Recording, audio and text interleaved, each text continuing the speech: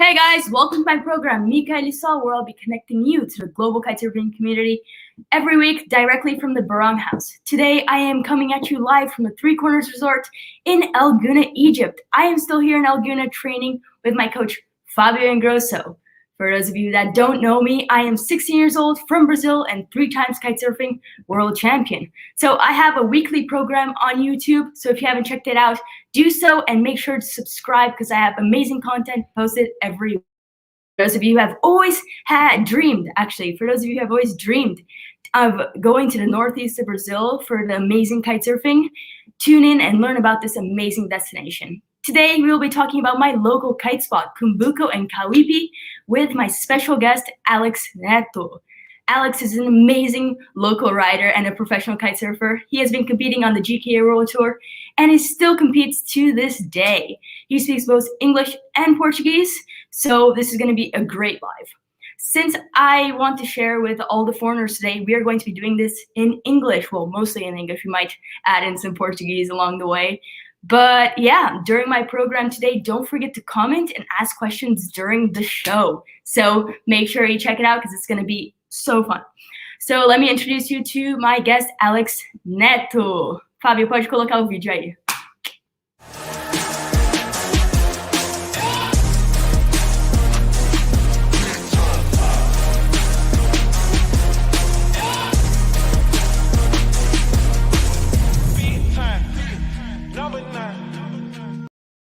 All right, so there we have it, our guest, Alex Neto. Alex, how are you doing? How are things in Brazil? Hey, Mika. How are you doing? Thanks, I'm doing good. For now, it's low season, so we don't really have like that wind constant every day, but we still get to join like surfing and like buggy rides, and when there's wind, always in the water. No, yeah, for sure. Cumbuco is great. Even if there's no wind, you get to surf, you get to do a bunch of other activities. So it's just a great place overall.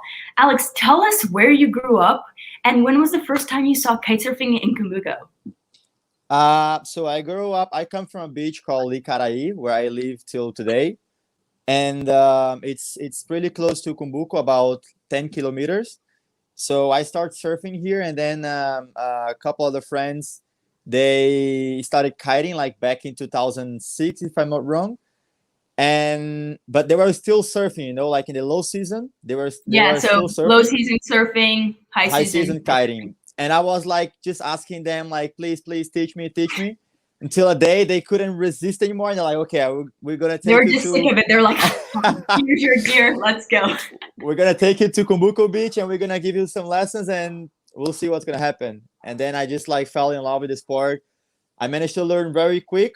I think that's because I was already like watching kiters around like Icaraí for like many years when I was still surfing. So I think I got to learn just by seeing how they were Right, so you doing the kind of things, knew the basis and what was the Yeah, sport, yeah, sort of. So you weren't yeah, just going into it like you didn't know what yeah, it right. was.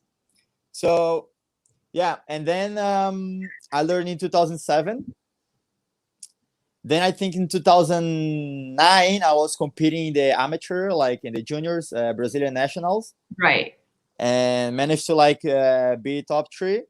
And then top 2010 I managed to like win a couple events around. Then So just so people 2011, know, how old were you when you started kiting? how old? I was 13.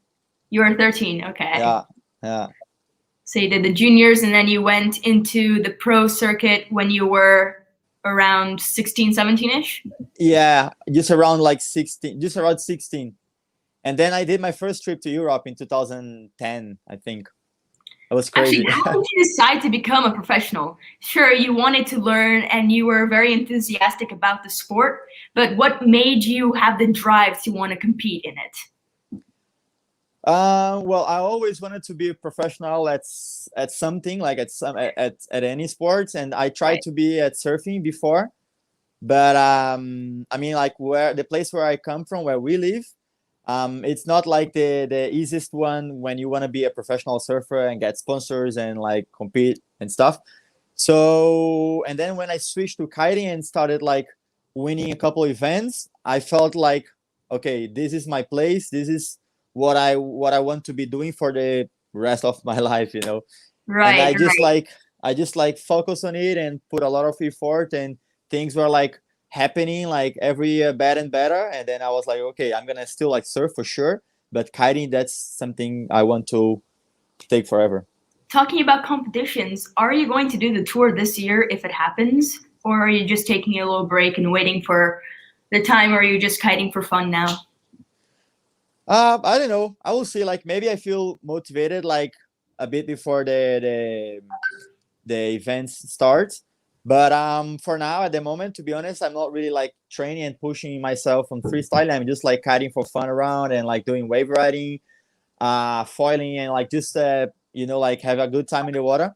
Because like when you want to push yourself to the limit doing freestyle, you really have to focus 100% on that, and like just go for it. And I'm not really like in the mood right now. Last year I was feeling the same. I was like doing a lot of work besides competition, like doing downwinds, coaching, and doing a lot of other stuff. So I decided to go to Ilha do Guajiru, the last event we had last year, like 2 weeks before the event. And then I could only like train, I think 3 days before the event starts. Like Right, right. So you just went in cold turkey, or just like, yeah, I okay, was I screw it, was I'm like gonna go. I was like I didn't ride boots for like 4 months, and then out of nothing, 3 days before the comp, I take my board with boots, take my Vegas, go to Ilha, train for 2-3 days. Let's do it. Yeah. No, It's yeah, for crazy. sure. Actually, speaking of the competition in Brazil, like the place, it was not in Cumbuco, but it usually is in Cumbuco. How did you feel about it being in Ilha de Guajiru instead of your home spot and my home spot in Cumbuco? Because normally it's there. Yeah. Well, I really like Ilha. I really like the place and really like the people around. To be really honest, like the spot is not the greatest for freestyling. I mean, we can get like good conditions. especially on like low tides, like in the place where we had the comp. Yeah. But if you go, for example, in the upwind part, it's never really like perfect for freestyling. It's good for like big airs and just like kite around and stuff. So yeah, I actually I never kited in the spot of the competition before, you know. So it was different for me, of course, but I felt like at home as well because I'm going to Ilha really like a lot of times during the year. So I think just by competing in Ceará, in Brazil, you feel like at home, you know, somehow. Right. No, yeah, for sure. Actually, driving a little bit away from this subject, how did you learn your English? It's so good, like especially for a Brazilian. I'm not doing that because, like, for me, learning a new language, I've tried learning Spanish, French. It's not for me. I don't know. I've tried so hard, but your English is absolutely amazing. Can you Thanks, tell me thanks a how you lot. learned it? Thanks a lot. Well, it's not as good as yours, but I mean, my I mom's try. American. You kind of have to expect it. Yeah, I know, I know. Well, my other two brothers, they are the ones that they are like really focused on studying and stuff. And actually, my dad, he paid like English class to my two older brothers, but not to me. But I was like, okay, I have to make things look bright for myself as well. And I just went like for searching on the internet, watching movies, and like just trying to talk with no shy to my friends. And by traveling as well, it helped me a lot. Like when I went first time to Europe, I was what, 16, 17. Yeah, Like and going to Europe, you were probably I didn't, alone too, right? When you yeah. went to And Europe? I spent like 3 months um with a guy that didn't know a word in Portuguese, you know. Yeah, he didn't know a word. So yeah, I told You myself, had to okay, learn. now I There was have no to way you had practice. to learn. No, I just told myself, okay, now I have to practice, I have to focus, and I have to just try and go for it. If I make mistakes, it's Yeah. mistake. You know, you I learn out think, of like, mistakes. if you think about it, the Brazilians that go to the US to learn English, right? Like some like Brazilians will go to the US to Florida or something. They'll all group together and stay Yeah, in a yeah, place and they'll all just find each yeah, other and never end yeah. up speaking English. And as well, like, I mean, you know, as well, like I live in a place that It's very from secluded. It's June, very July to secluded and like, poor, but it's very hard to learn yeah, English. yeah, but also like you have to see that from June, July, when our high season starts until like, for example, November, December, it's full of like European people around, you know. So it's like you are involved with those people 24/7, like kiting and like just going out and having fun together. So you end up like having to practice, you know, your language, like the English, for example, or But it Spanish, I also mean, or helps. It's a yeah, very of good course. thing in your career to speak English, to be able to Yeah, it write does. articles, to It be able does. to interact with not only the Brazilian public, but the rest of the world through English is a very big step. Yeah, yeah, it is. I mean, I must say, English, speaking English helped me like a lot, a lot, a lot. Like not only around, but like talking to sponsors, traveling. It's something. I mean, you don't really have to talk about it. It Essential, you helped like need it. 100%, for sure, for sure. But yeah. Actually, so speaking of like traveling and doing you were talking about the downwinders that you were doing with groups, right? Yeah, Before to the Linsoys and stuff. Let's talk about the Red Bull Rally that you did in 2017, I believe. You won it. yeah. Can you explain to us what it is? So so Red Bull, they organized this event in Lençóis Maranhense, like in the national park of São Luís, Maranhão, where it is like a race. The first event they did in 2014, if I'm not wrong. The race was only in the dunes, like in the national park. Right. And it was like around a downwind of 16 kilometers, where you have to ride over the sand dunes and like in the lagoons as well, you know. So you have to be fast not only in the water, but like somehow fast in the sand as well, you know. And in the second one they did in 2017, they made like 3 times longer. They put it like 65 kilometers, and the first 40 kilometers, I think, was in the ocean, where you had to be like very, very quick in the ocean to like make full yourself, downwind. to make yourself like far away from the others. And then in the dunes, the thing is that like not everyone try to do that. It's to slide over the dunes, you know, like do like It sand takes too kiting. long. Yeah, they were like running around with the boards in one arm and the other arm like holding the bar and like running. I tried to do that in the first one they did, like in the first, I don't know, like 100 meters, and I was like, you know, no, that's not gonna work. I put my board in my face and I just like kite loop, down loop, and I was just like sliding over the sand dune, and like I think that Actually, was like the detail that most put me advantage compared to the others. No, yeah, I think so people get a real perspective on what this event is and how it looks. Let's have Fabio play us a video of the red. Pode colocar o vídeo aí do Red Bull Rally.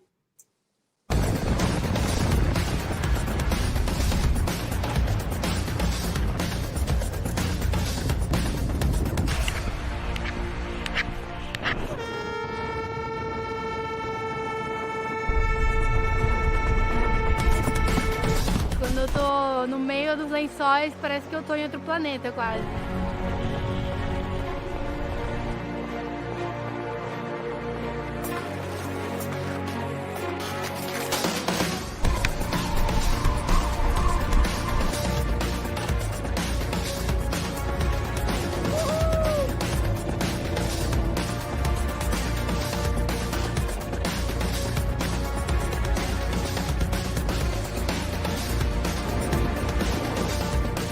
Não tem GPS e quando você entra no Parque dos Lençóis, as dunas são todas iguais, parece meio que um labirinto.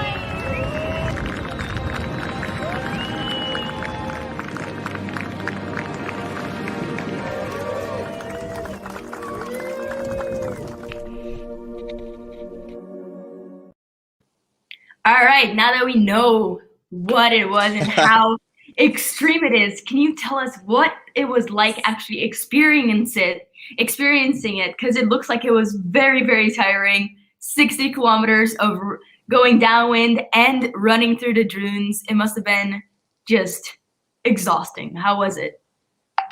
Yeah, it's crazy. Like every time I watch this video or like any other videos from the event, I get goosebumps. I can watch like 100 times a day. I get goosebumps. It's crazy.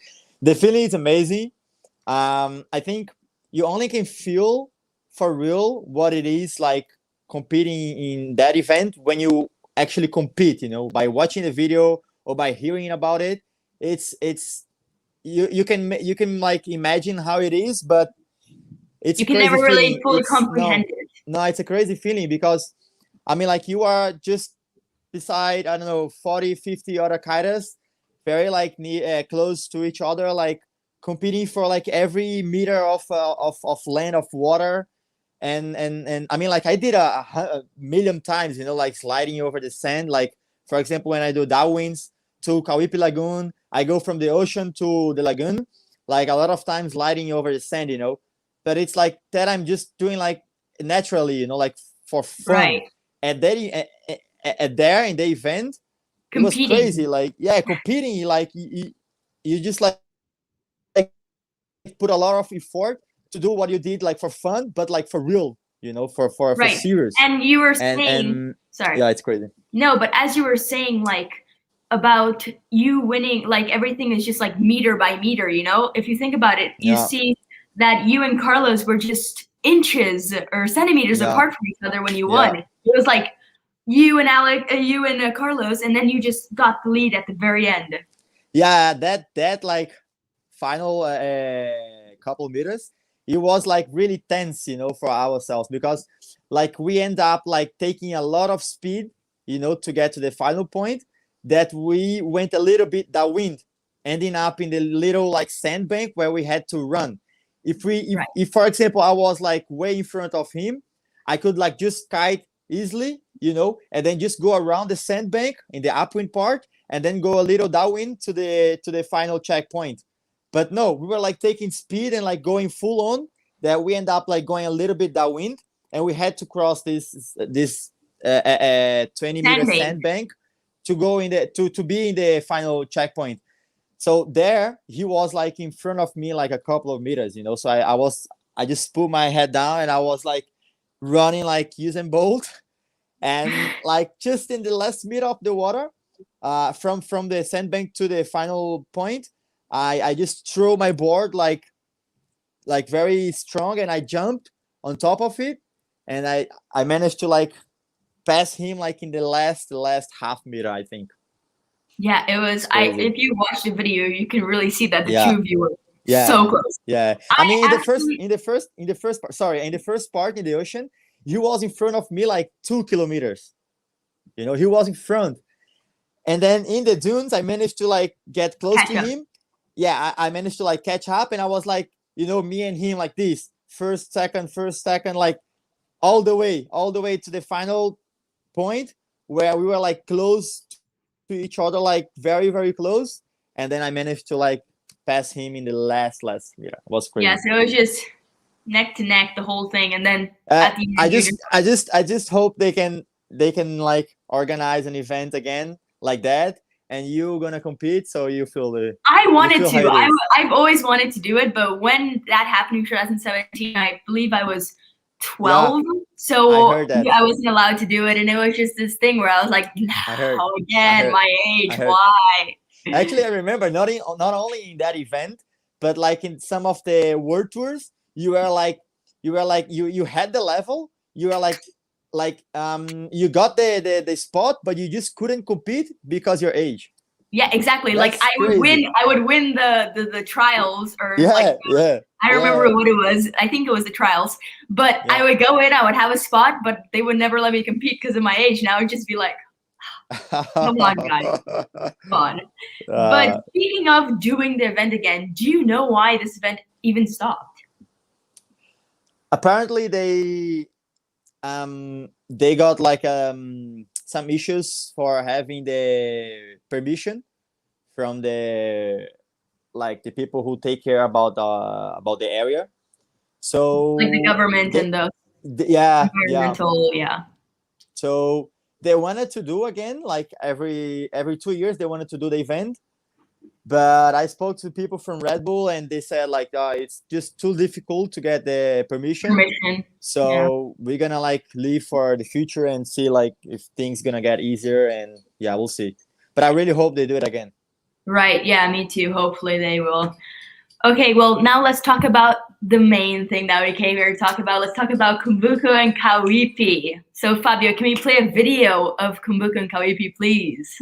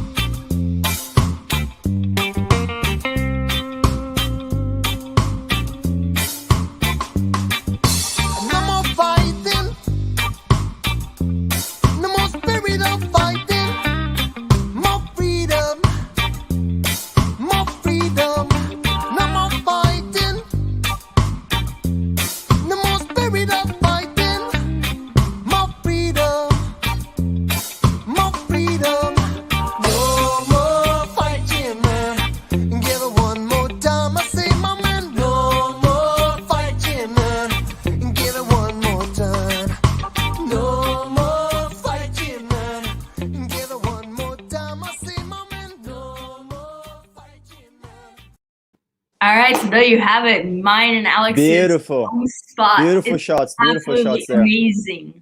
So, Amazing. Alex, Nice. can you share with us how you get to Cumbuco from the airport and approximately how much it costs? So to get from Fortaleza Airport, Pinto Martins, either you can like rent a car.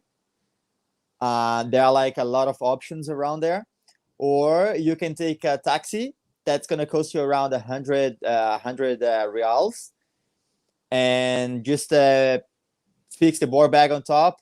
In about 50 minutes, an hour maximum, you are in Cumbuco.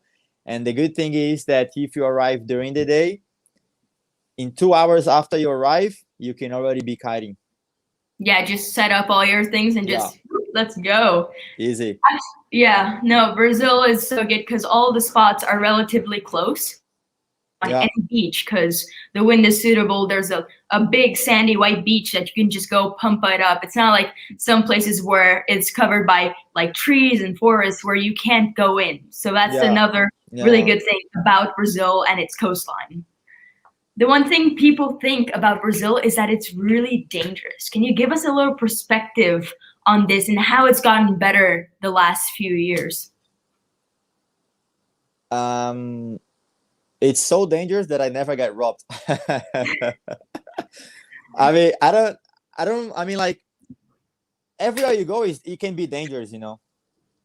And sometimes you make the situation happen. You help, you know, like, it's not that because I go to few places in Europe and they say it's safe that I'm gonna leave everything around and I'm just gonna disappear for a downwind and come back after, I don't know. Or I mean, like, for sure, like there are a lot of things that happened like in the past, but yeah, I'm really happy that the situation got much better, and I think that it is not really like how people think, but I feel actually really safe going these days to Cumbuco, or for example, go kiting in Cauípe, in Taiba. I mean, it can happen, as I said, like it can happen anywhere. But of course, like when I go kiting around, for example, in Cauípe, I leave all my gear that I'm not using in the buggy, and I'm just like in the water kiting. But I keep my eye on the buggy, you know, like I keep right, but that's like anywhere, right? You're not gonna just go and leave your gear. That's kind of a cause for like disaster almost. Even if you're in France, Italy, wherever you're pay attention. I just think like for sure it's a little bit dangerous, but it got much better. But I in my opinion, I think there are a lot of people they exaggerate a little bit, you know. No, so, yeah, I think it's like when one case happens, they just blow it out of proportion. Like, oh no! But if you think about it, everywhere else, like if you go to Cape Town and stuff, I feel like it's way more dangerous going to South Africa or going somewhere and not being prepared for the situation. And everything. But the good thing about Cumbuco is that there's so many places, so many pousadas. Pousada is like a small hotel in Portuguese, or like renting a house as well that you can stay in, and they're normally very cheap.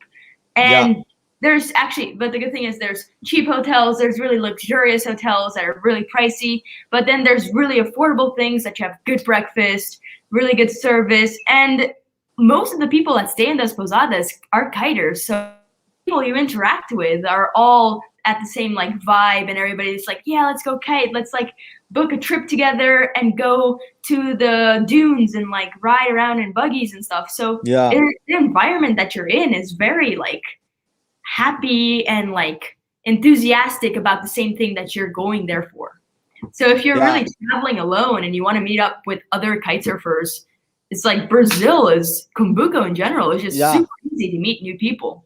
Yeah, I mean, like when you said like about the options, you're very right. Like we have like options for everyone, you know, style for everyone.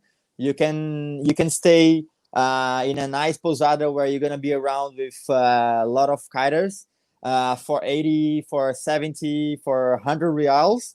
Nice breakfast. You can have a bit better place, a bit more space for yourself for like 200, 300 reals.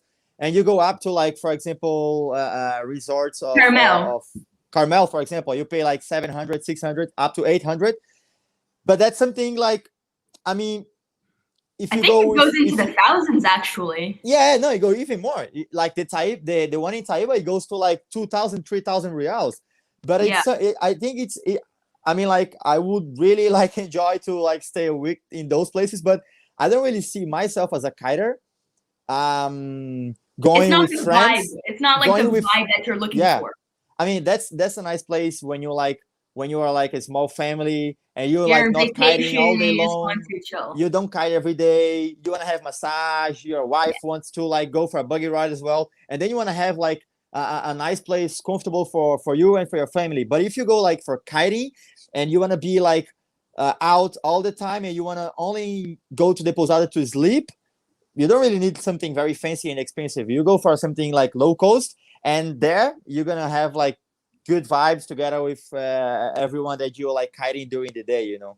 Yeah, I feel like people go to Brazil by themselves and come back or like leave knowing so many new people and being in contact with people that you're going to like want to go back and enjoy with them. So you're just gonna come back and book tickets and just Yeah, like yeah, connect. You just connect with yeah. people.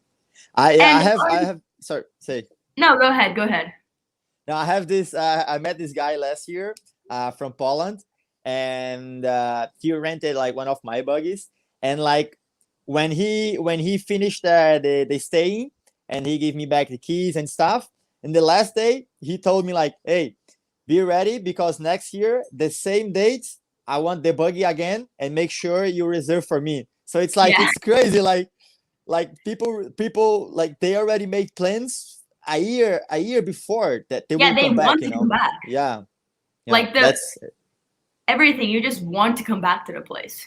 But yeah, also, it's like the good thing about Cumbuco is that it's good for all level of kite surfers. You know, you have the yeah, lagoon and you have everything. And the pros, can you tell us why Cumbuco is just like what makes it that good for just any type of kiter? yeah. I mean, like as I said before, like I like to in the beginning I said like I like to go foiling, I like to go wave riding. When everyone is around, all the pros they are in the lagoon.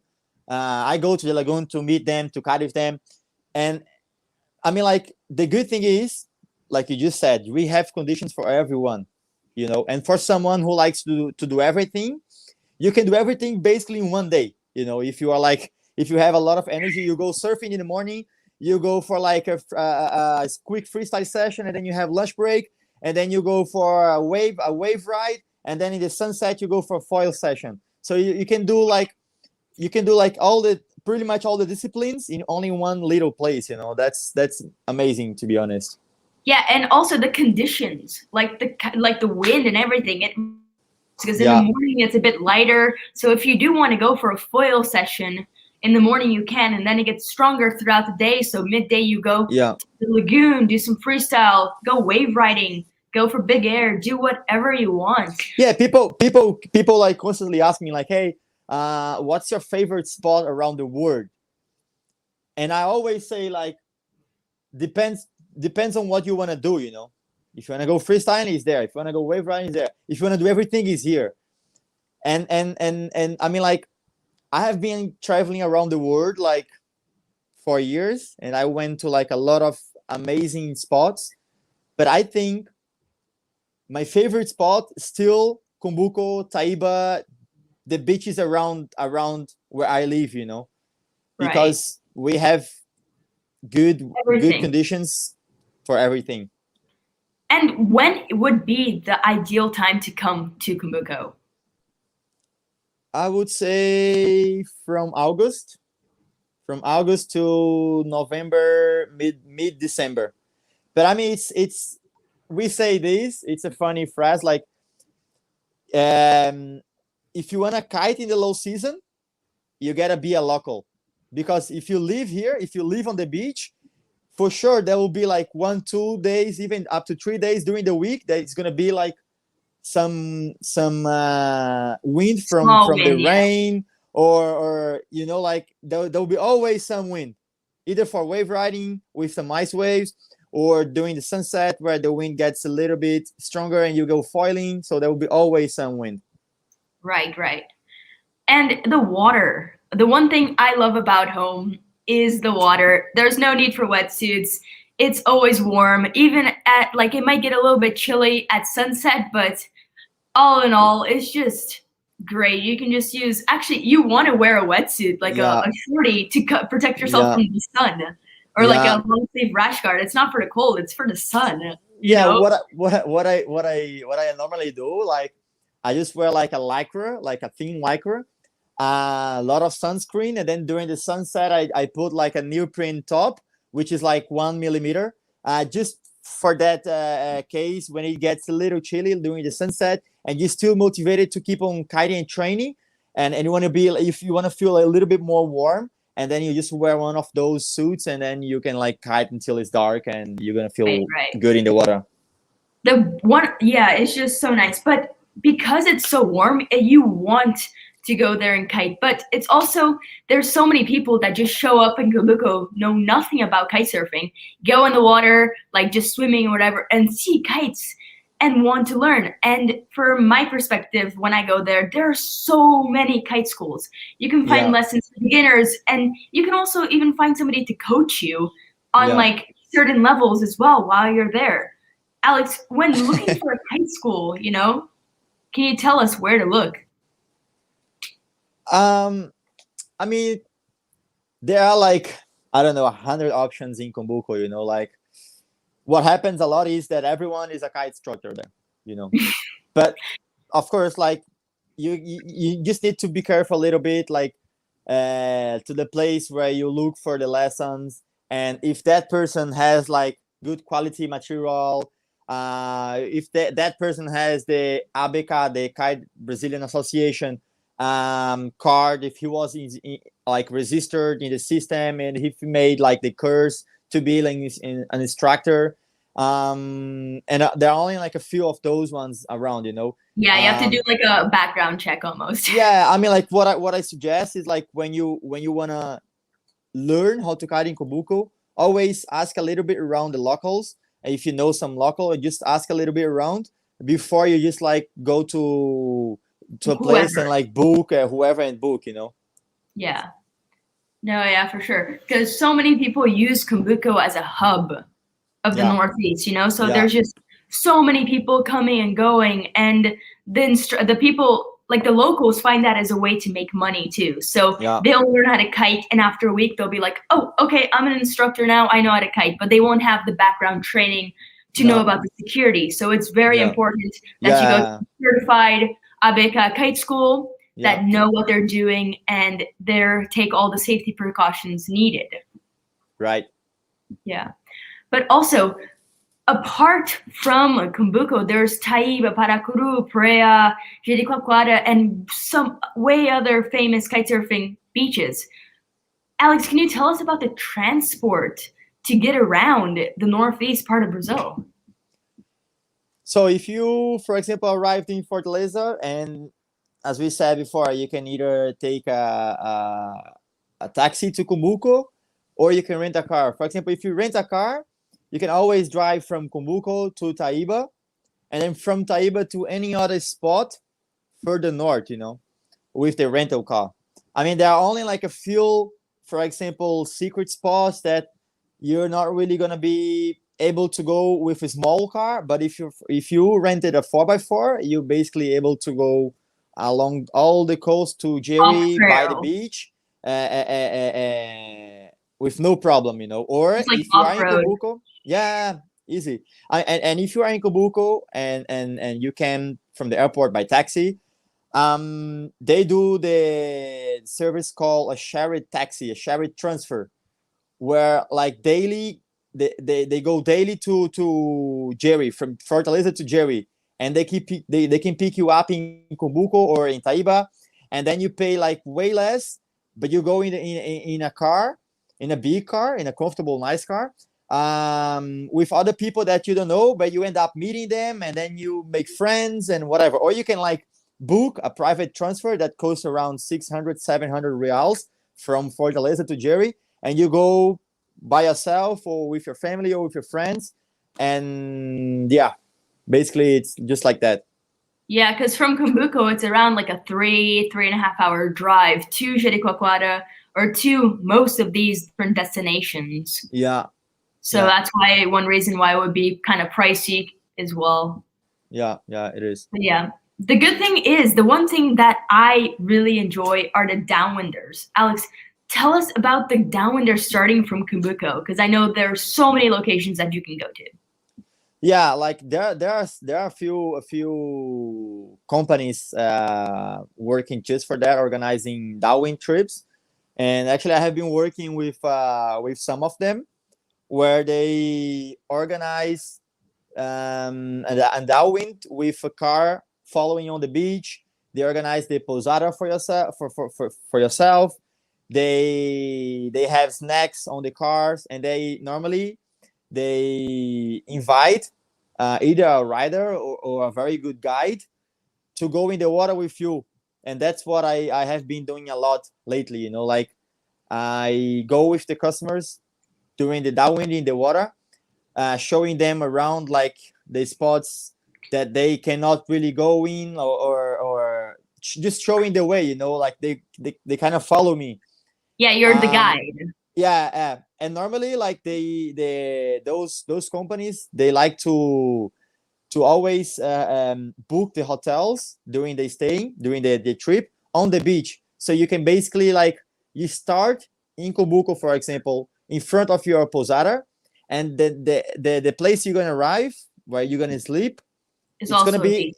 you're gonna arrive in front of the place, you know. So you just land your kite, and then the car is going to be waiting for you there. You're going to pack your stuff, and you walk a couple of meters, and you are inside of the hotel or posada. And the Right. next morning is the same. You go in front, and you end up in front of the next destination. So it's pretty nice and easygoing. Yeah, no, for sure. That's a lot of activities that you can do with that, like downwinders for like 6, 7 days. But there are also buggy trips in Cumbuco, and they're called paseos, right? Paseos, yeah, The the buggy paseos. paseos, yeah. So tell us about that. Like, there's so many different locations about where you can go into the dunes and stuff. Yeah, I mean, like for example, if you are a Frisian and you wanna go for a buggy ride in the dunes, I really recommend you to like contact some of the local bugueiros with the yellow buggy, and then like they normally charge. They have like two options: the short one and the long one, you know. And I mean, there's so many beautiful places that I always recommend the people to do the long one, because for the price you pay around 250 300 reals for a really nice trip in the dunes that's going to take around 2-3 hours, and it's really worth it to see. Because I, for example, sometimes I just take my own buggy, and I, like for example, during sunset 5:30, I just go somewhere to see the sunset, and it's just amazing. It's very beautiful. I think Right. it's something that everyone that comes here and didn't do yet should go, you know, should do that. Yeah. But you can also have renting buggies, you can rent quads and everything. But can you tell us about the precautions and like the dangers that you can actually go through with the buggies and the quads going through the dunes, and the safety measures that you should take?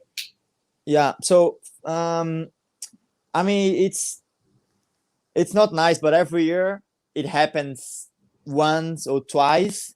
Some accidents around, even with people, even like with people from the place, you know, people that knows the area and knows how to drive. But still sometimes it happens, because also the dunes, they change every 2-3 months. It changes a little bit because of the wind, you know.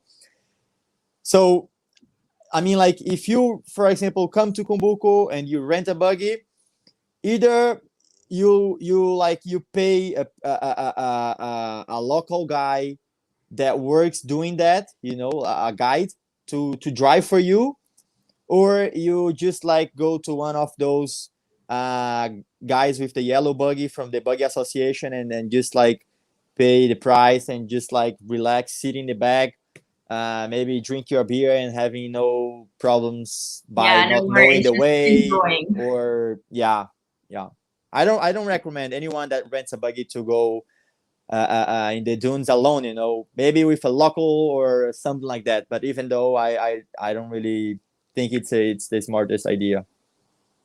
Right, no, for sure, because the dangers, you can flip the buggy, you can get into a lot of accidents if you Yeah, don't know the every dunes, time, for 'cause example, you can be driving yeah, normally and then just go off the ledge and not know because you yeah, can't see, because I they'll do. look at the dunes continuing.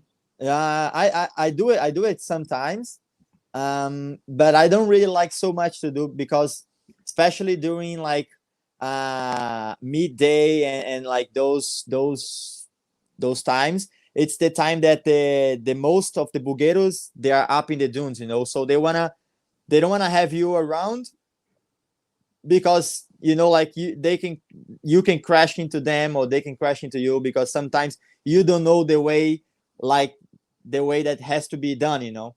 And Yeah, it's just like a main road. There is a way to go and a way to come back. So sometimes people they mess up and they cause accidents and stuff. So that's why when I go during sunset when everything got quiet, and and every time I go, I try to like just pay attention because I know that the dunes they can change a lot, like every couple months.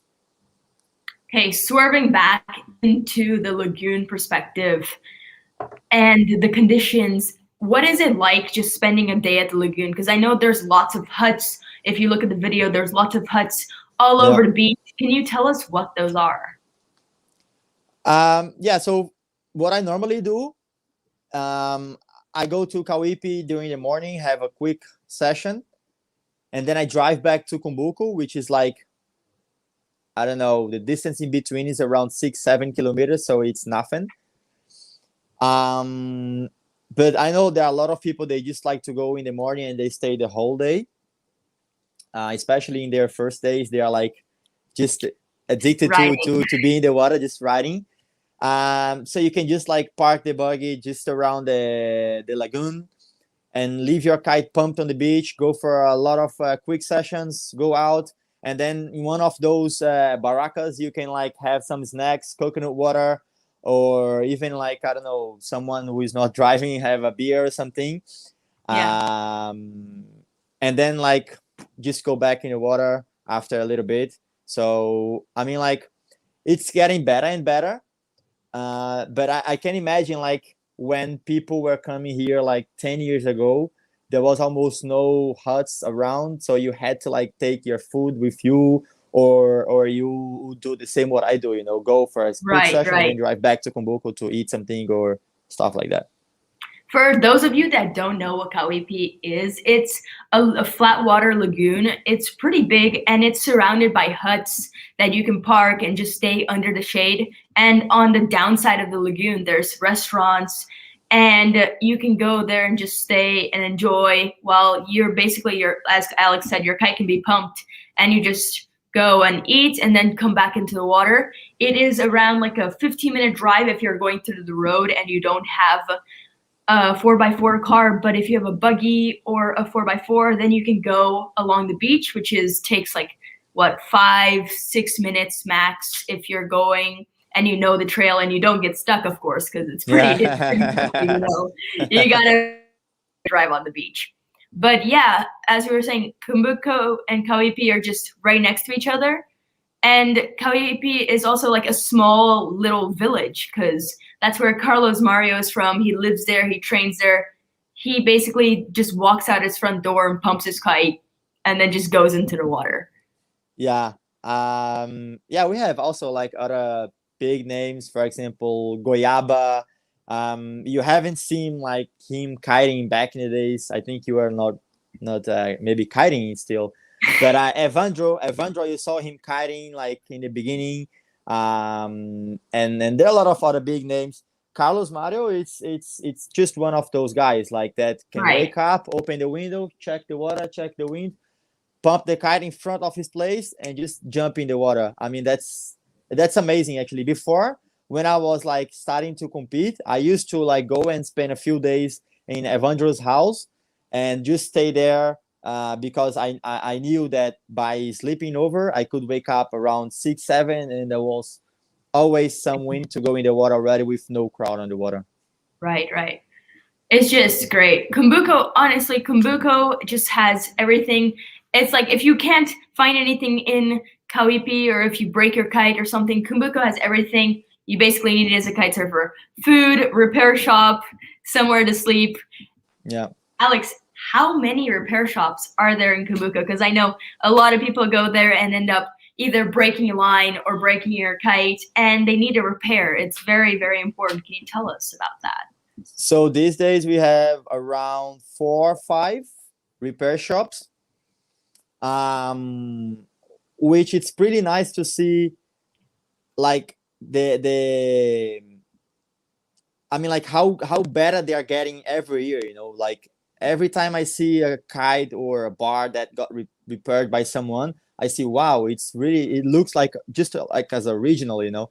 And if you break some spare part from your equipment, you can go to some of the kite shops that we have about 4, also 4 or 5 around, and they will always have your repair part for your equipment. Right. No. Yeah, for sure. It's like Cumbuco. As I was saying, there's food, there's repair shops, there's everything. You just go drop your kite off, and it takes like around 2 to 3 days to get it back. I think depending on the damage, you can like make in one day. You know, you leave in the morning, and then in the afternoon you already get back, and then just go for a sunset session. Yeah, exactly. So I don't even know if I want to talk about the restaurants, because there are just so many places to eat. You know, you have everything from inexpensive food, so street food, pizza, to really, really absolutely incredible sushi. You know, the sushi place is just in my personal preference, the sushi is just. And we cannot forget about the small places in the corner where almost all the kiters, when they come back from Kauipi, they stop by to get a chicken stick, or you get like choices, and you get like, I don't know, just a lot of stuff they have there, and acai. In Brazil, what we have like street food that are like little, like a stick. What is it, like a kebab almost? You know, like kebabs with like chicken, meat, sausage, whatever you want. They basically have it on a stick that they grill on the spot over like this little coal fire thingy. But it's really really cool to just watch. It's basically like a sample. It's basically like a sample barbecue, you know. Yeah, exactly. Easy. You just go there. You pay $5 or something, and even less, to be honest. Yeah, I don't remember how much it was. Yeah. Many foreigners love acai. Alex, can you explain what acai is? Acai, it's something that I never met someone ever before that used to like acai before, but not anymore. It's just something so good that you can be like eating all day long. You can eat acai for breakfast, and then for afternoon snack. Even some people, they take acai for dinner or for a dessert, for example. Explain to them what the acai is. It's not just a smoothie. It's an actual like bowl, you know. So acai is like kind of like a berry from the north of Brazil, where normally there in the places where the acai comes from, Amazonas, they don't really drink the acai how we do, you know. For sure, like these days, yes. But the acai there, they use to make like a sauce to eat with shrimps or fish or even tapioca, you know. Yeah, because if you think about it, like in the northeast part of Brazil where we live, we have it. It's very sweet. It's usually with xarope de guaraná. Yeah, actually, people from the coast. People from the coast, they started to, they were the ones, like we were the ones that started to like mix the acai with bananas, with guarana syrup, and with peanuts, with so many things you can do with acai, and it's really healthy and strong. You know, it's really good. But the original acai is very sour. It's this fruit. You can't. It's not a berry that it's like raspberries or blueberries or blackberries. You can't just eat it. It's very hard. What they do is they soak it and then they peel the small, very thin layer of like skin off of it almost, and then make this very sour liquid that in the north, in St. Louis and stuff, they eat it, as he said, with shrimp and fish, and they don't put any sweeteners in it. So if you were used to the acai in the northeast coast and go, oh, if we go to St. Louis, it's going to be the same thing. No, it's very, very different. I mean, you're gonna find it for sure. You're gonna find it like the way we do it here, but in most of the places they serve the acai. For example, in the menu you see like you choose like a dish, and then the side portion is acai. Is like the first time I saw it, I was like, wait, that's weird. It's very strange. Yeah. Actually, guys, just to note, like a side note, in Cumbuco we have 12-hour days. It gets light at 5:30, and then it's already dark at 5:36-ish, more or less, depending on what time of year you go. So it's not like you have a very long day of light, you know? So you have it either you wake up super early and you enjoy the whole day, or you wake up at like 8 and have the rest of the day of light. But it's not like Europe in the summer where you have light till 9, 10 o'clock. So you really have to enjoy the time while you have it, because it comes and goes very fast. Yeah, but I mean, like, yeah, that's very right. But imagine, like, I think for me, it's enough the amount of hours we have of light, because imagine Cumbuco having more than 12 hours for activities and daylight. I will die after, I don't know, a week. But also the sun all day long, you know. It's the sun. If you think about it, like you have like a lot of sun, and throughout the day you're just getting hit with so many sun rays that at the end of the day you're just like, thank God it's nighttime. I don't think I can handle anymore. Yeah. And the good thing is that when it comes to like around 7, 8, you're dead. You passed out, you know. So you sleep and you end up like resting well for the next day. You're ready for more kite sessions. So but talking about night, tell us about the nightlife in Cumbuco, because if you want to take a day off and go out, there are many different bars that you can go to, right?